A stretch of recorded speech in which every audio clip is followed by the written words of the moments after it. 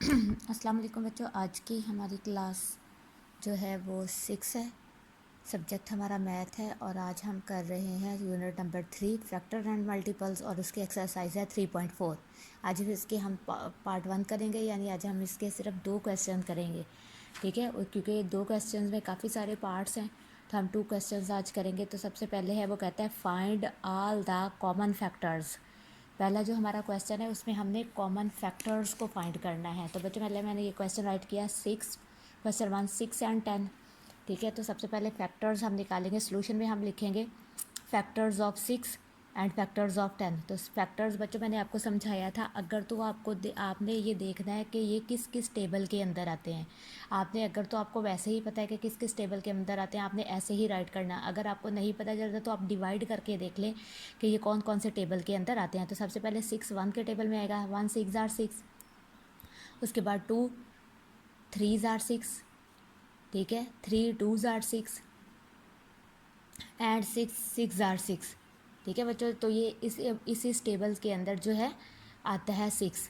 उसके बाद 10 देखना है। 10 सबसे पहले 1 के टेबल में आएगा, ठीक है। 10 1 जार 10, 2 5 जार 10, 5 2 जार 10 और 10 1 जार 10। अब वो कहता है आपने इसके कॉमन फैक्टर्स बताने हैं। पहले तो हम सिर्फ फैक्टर्स हमने पिछले उसमें निकाले थे ना एक्सरसाइज में। अब इसमें वो कहता है कि कॉमन फैक्टर बताएं। तो बच्चों कॉमन फैक्टर बताने के लिए आप इसको देखिए, 1 कॉमन है, 2 कॉमन है, यानी जो एक जैसे हों, दोनों फैक्टर्स के नंबर्स एक जैसे हो उनको हमने इस तरह से सर्कल लगा लेना है। और कॉमन फैक्टर में हमने वही राइट कर देते हैं कि 1 और 2 जो है वो कॉमन फैक्टर है। तो ये आपका आंसर है, ठीक है। बस आपने ये कॉमन फैक्टर्स निकालने हैं इसमें इस तरह से। अब आपके पास मैं क्वेश्चन नंबर मैं 2 कर रही हूँ, इसमें से ये क्वेश्चन नंबर 5, ठीक है। यहाँ से 20 एंड 30, बाकी सारे क्वेश्चन भी सेम है, जैसे ही हैं। तो 20 और 30 के कॉमन फैक्टर्स क्या है? सबसे पहले 21 के टेबल पे आता है, 1 20 जार 20। उसके बाद जो है 22 के टेबल में आएगा, 2 10 जार 20। उसके बाद 20 जो है 4 के टेबल में आएगा, ठीक है, 4 5 जार 20, ठीक है। उसके बाद 20 जो है 5 के टेबल में आएगा, 5 4 जार 20। उसके बाद 20 जो है 10 के टेबल में आएगा, 10 2 जार 20। और 20 के टेबल में भी आएगा 21 जार 20, इस तरह से। अब 30 का टेबल देखना है कि 30 कौन कौन से टेबल के अंदर आता है। 30 जो है बच्चों 1 के टेबल में भी आएगा, 32 के टेबल में आएगा, फिर ठीक है। 15 2 मतलब 2 का टेबल 15 तक पढ़े तो 30 आता है, 2 के टेबल में भी आएगा, 33 के टेबल में भी आएगा, 30 10 जार 3 10 जार 30, सॉरी यहाँ 3 आना है, 3 10 जार 30 हो जाएगा। उसके बाद है जो है 5 के टेबल में भी 5 6 जार 30, 6 5 जार 30। उसके बाद 10 3 जार 30, 15 2 जार 30 और 30 1 जार 30। और 30 जो है बच्चों देखिए इतने टेबल्स में आता है। अब इसके कॉमन फैक्टर्स देखिए, सबसे पहले 1 है, 1 तो सब में ही रहना है, ठीक है। उसके बाद 2 है, आप थोड़ी सी स्पेस दे लें ताकि सर्कल लगाने में आसानी हो। उसके बाद देखिए 5 जो है कॉमन है और 10 कॉमन है। तो बच्चों ये इसके कॉमन फैक्टर्स हैं, तो हम लिखेंगे 1 2 5 और 10 are the common factors of 20 and 30। तो बच्चों ये इस तरह से आपने क्वेश्चंस करने हैं। ये आपका क्वेश्चन नंबर 1 है, बाकी के सारे क्वेश्चंस भी आप इसी तरह से सॉल्व करेंगे। इसमें जस्ट आपने कॉमन फैक्टर्स बताने हैं। आपने पहले देखना है कि कौन कौन से टेबल में ये डिजिट ये नंबर आता है। उसके बाद आपने उसमें से जो दोनों के एक जैसे नंबर्स होंगे उनको आपने एज अ कॉमन फैक्टर लेना है। बच्चों अब हमारा एक्सरसाइज 3.4 का क्वेश्चन नंबर 2 है, फाइंड HCF। HCF मतलब highest common factor by writing the common factor. तो कहता है पहले आपने कॉमन फैक्टर्स फाइंड करने हैं, उसमें से फिर आपने of each number, her number के पहले आप कॉमन फैक्टर फाइंड करेंगे और फिर उसमें से हाईएस्ट कॉमन फैक्टर निकालेंगे। तो बच्चों मैंने जो क्वेश्चन लिखा है वो सबसे पहले 24 एंड 36 है। तो सबसे पहले 24 और 36 को देखते हैं कि 24 और 36 किस किस टेबल में आता है। तो सबसे पहले 24 जो है आप देखें 1 के टेबल में भी आता है, ठीक है। 24 2 के टेबल में भी आएगा कि 2 1 ज़ार 2 2 2 ज़ार 4, तो 1 के टेबल में 2 के टेबल में भी आएगा। 24 जो है 3 के टेबल में भी आएगा, ठीक है। 3 6 ज़ार 24 होता है, और 24 जो है 4 के टेबल में भी आएगा।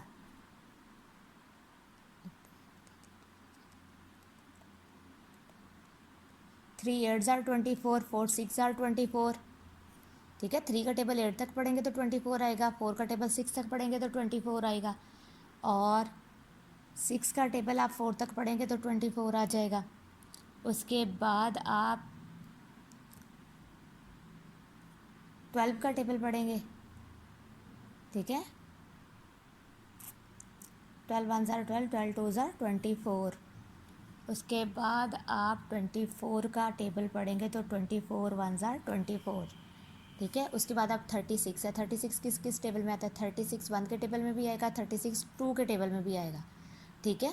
यानी आप 2 1 ज़ार 2 करें, ए 1 इधर आ जाएगा, और 2 8 ज़ार 16 हो जाएगा, ठीक है। तो उसके बाद 36 जो है 3 के टेबल में भी आएगा कि 3 1 ज़ार 3, 3 2 ज़ार 6, ये 3 के टेबल में भी आएगा। और 36 जो है वो 4 के टेबल में भी आएगा, 4 9 ज़ार 36, और 36 जो है वो 9 के टेबल में भी आएगा, ठीक है। उसके बाद 36 जो है 12 के टेबल में भी आएगा, ठीक है। 12 3 ज़ार 36 होता है, ठीक। और उसके बाद 18 के टेबल में भी आएगा, 18 2 ज़ार 36, और 36 जो है वो 36 के टेबल में भी आएगा। अगर आपको नहीं पता चलता तो आप इसको डिवाइड करके भी देख सकते हैं कि 36 कौन कौन से टेबल में आएगा। अब बच्चों इसके कॉमन फैक्टर्स निकाल लें। 1 है, 2 है, 3 है, 4 है, कॉमन फैक्टर्स। उसके बाद 12 है। ये सारे कॉमन फैक्टर्स आप पहले यहाँ राइट कर लें, 1 2 3 4 एंड 12। अब वो कहता है इसमें से हाईएस्ट कॉमन फैक्टर बताएं। तो बच्चों हाईएस्ट कॉमन फैक्टर मतलब सबसे बड़ा कॉमन फैक्टर जो है वो 12 है, तो आपका हाईएस्ट कॉमन फैक्टर जो होगा वो 12 होगा। तो ये आपका आंसर है कि हाईएस्ट कॉमन फैक्टर, सबसे बड़ा कॉमन फैक्टर आपने बताना है कि कौन सा है। बच्चों अब हम करेंगे क्वेश्चन नंबर 2 का 3 नंबर्स वाला एक क्वेश्चन, ठीक है। 4 6 और 10, ठीक है। इसको इसमें से हमने देखने के हमने कॉमन फैक्टर किस तरह से निकालने हैं अगर हमारे पास 3 डिजिट्स हों।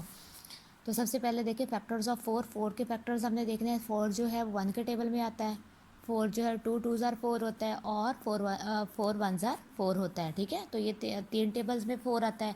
अब ये देखिए फैक्टर्स ऑफ 6 के फैक्टर्स जो हैं 1 के टेबल में आएगा, ठीक है, 2 के टेबल में आ जाएगा, 6 जो है 3 के टेबल में आ जाएगा और 6 के टेबल में आ जाएगा। 10 जो है 1 के टेबल में आएगा, 2 के टेबल में आएगा, 5 के टेबल में आएगा और 10 के टेबल में आएगा। पढ़ के देख लें चाहे, ठीक है। 2 ज़ार 4, 4 1 ज़ार 4, 2 3 ज़ार 6, 3 2 ज़ार 6 और 6 1 ज़ार 6, 2 5 ज़ार 10, 5 2 ज़ार 10 और 10 1 ज़ार 10, ठीक है। तो ये अब इसमें से कॉमन फैक्टर्स जो हैं आपके तीनों के लेने हैं। 1 है,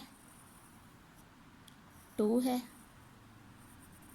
ठीक है। तो ये आपके कॉमन फैक्टर है जो तीनों में हो। तो अब आपके कॉमन फैक्टर्स हो जाएंगे 1 और 2, इस तरह से। तो हाईएस्ट कॉमन फैक्टर आपका क्या हो जाएगा? 2। तो इस तरह से अगर आपके पास 3 डिजिट्स हो तो आपने इस तरह से कॉमन फैक्टर्स को लेना है। अब बच्चों हमने जो क्वेश्चन लिया है वो 12 और 33 है, क्वेश्चन नंबर 4 लिया है, ठीक है। इसके पहले हम कॉमन फैक्टर्स लिखेंगे जैसे हमने पीछे लिखे हैं सबके, ठीक है। बस इस पर फ़र्क ये है कि उसमें सिर्फ आपने कॉमन फैक्टर बताने हैं क्वेश्चन 1 में, और क्वेश्चन 2 में हाईएस्ट कॉमन फैक्टर। पहले आप कॉमन फैक्टर लिखेंगे फिर उसमें से सबसे बड़ा जो होगा उसके हाईएस्ट कॉमन फैक्टर बताने हैं। तो 12 के सबसे पहले 12 1 के टेबल में आता है, 12 2 के टेबल में आएगा, 12 3 के टेबल में आएगा और 12 4 के टेबल में आएगा, ठीक है। उसके बाद जो है 12 जो है 6 के टेबल में आएगा। उसके बाद 12 जो है 12 के टेबल में आएगा, ठीक है। ये 12 1 ठीक है, 12 1 12 हो जाएगा। अब आप 33 देखेंगे, 33 देखें सबसे पहले 1 के टेबल में आएगा, 33 उसके बाद 3 के टेबल में आएगा, 33 जो है 11 के टेबल में आएगा और किसी टेबल में नहीं आता। 11 3s आर 33, ठीक है, 3 11s आर 33, 11 3s आर 33 और 33 जो है 33 1s आर 33, मतलब 33 के टेबल में आएगा। अब इसमें कॉमन है 1 और इसमें कॉमन है 3, ठीक है। तो अब आपके जो कॉमन फैक्टर है 1 और 3 है, तो हाईएस्ट कॉमन फैक्टर आपका क्या होगा? 3, तो ये आपका आंसर है, ठीक है। तो 3 आपका हाईएस्ट कॉमन फैक्टर होगा। आप आंसर साथ लिखना चाहें तो आप आंसर लिख सकते हैं कि ये आंसर्स हैं। हाईएस्ट कॉमन फैक्टर ही बताने हैं ना, ठीक है, उसमें सिर्फ कॉमन फैक्टर बताने हैं और इसमें आपने हाईएस्ट कॉमन फैक्टर बताने हैं। तो बच्चों ये सारे क्वेश्चंस आपने इसी तरह से सॉल्व करने हैं।